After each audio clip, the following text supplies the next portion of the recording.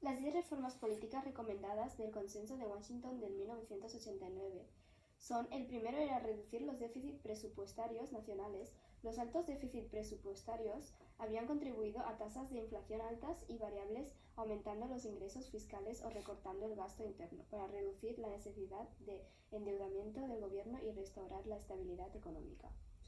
Yo creo que lo que has dicho se relaciona con la política fiscal contractiva, pero eso sí que funciona cuando estamos en una recesión, pero en un crecimiento económico. Pero en caso de América Latina, que está en situación de crisis, entonces creo que es mejor que apliquemos una política fiscal expansiva para que el gasto público que suba y bajar el impuesto. Eso creo que se puede mantener el nivel de PIB que sea constante. Vale, ellos lo primero que se deben de hacer es confiar en el gobierno. Y sobre los gastos internos que dice, son unos gastos que se invierte en la investigación científica y el desarrollo tecnológico. El Estado lo que tiene que hacer es redirigir el gasto público, ya que muchos de estos gastos están dirigidos a las empresas estatales que favorecen más a las poblaciones urbanas ricos más que a los pobres. Entonces, estos gastos tienen que distribuir más a los servicios básicos como la educación, la sanidad y la infraestructura. Bueno, la tercera sería reformar el crisis fiscal. La reforma debe ampliarse en base impositiva y eliminar las exenciones que excluyen del pago de los impuestos de algunos contribuyentes y organizaciones que tienen conexión políticas. El cuarto, los tipos de interés creo que tienen que estar determinados por el mercado. Los controles del gobierno sobre los tipos de interés tienden a frenar la inversión, a la vez que impiden el desarrollo financiero, la distribución del crédito, tienden a fomentar la corrupción, a favorecer las personas con información política. Los tipos de interés determinados por el mercado promueven el ahorro y garantizan que sean los bancos o los mercados financieros y no los políticos del gobierno quienes determinen la asignación del crédito. Vale, se tendría que adoptar un tipo de cambio único competitivo que, impulsa por el mercado, puede promover el crecimiento económico basado en las exportaciones y reducir los problemas de balance de pagos.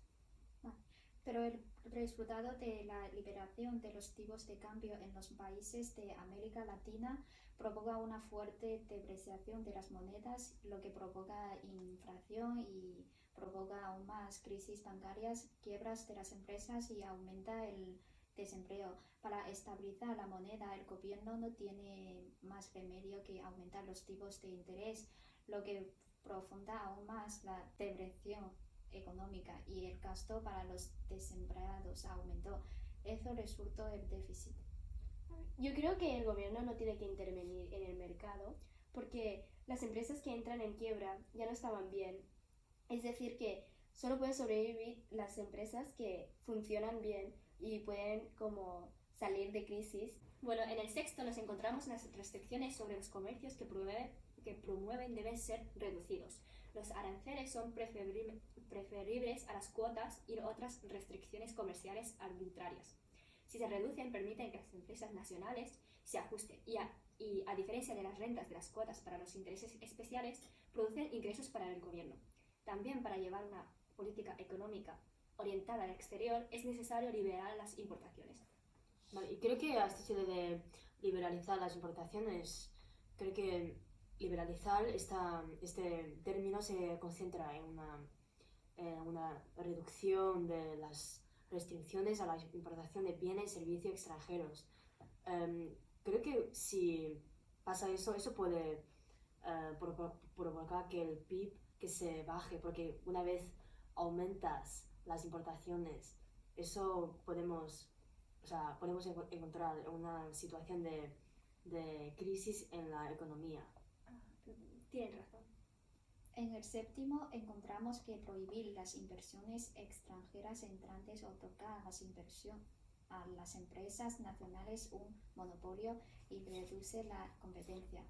La inversión extranjera permite a un país ganar capital, crear puestos de trabajo y desarrollar capacidades, al tiempo que expone a las empresas nacionales a una mayor competencia. El octavo dice que tenemos que privatizar las empresas públicas, que suelen ser ineficientes y solo sobrevive con la ayuda de las subvenciones del gobierno, y eso puede aumentar los déficits fiscales de los países. Y además el noveno dice que tenemos que suprimir las políticas que restringen la competencia. Dice que la eliminación de las regulaciones y los obstáculos que impiden la entrada de nuevas empresas en el mercado puede estimular la competencia, la eficiencia y el crecimiento económico. Vale, pero si las grandes empresas estatales privatizadas son compradas a bajo precio por corporaciones multinacionales, la brecha entre ricos y pobres entre estos países se ha ampliado dramáticamente. Bajo la crisis financiera provocada por el deterioro de la macroeconomía, el gobierno no tuvo más remedio que vender activos estatales y acelerar la privatización, así que provocó un fuerte aumento de trabajadores desempleados y una gran salida de talentos de alto nivel. Pero yo creo que la privatización puede causar algo de desempleo, pero es más probable que aumente la eficiencia y la rentabilidad de las empresas, y la productividad y el crecimiento nacionales. Se basa en la idea de que la industria privada está gestionada más eficientemente que las empresas públicas.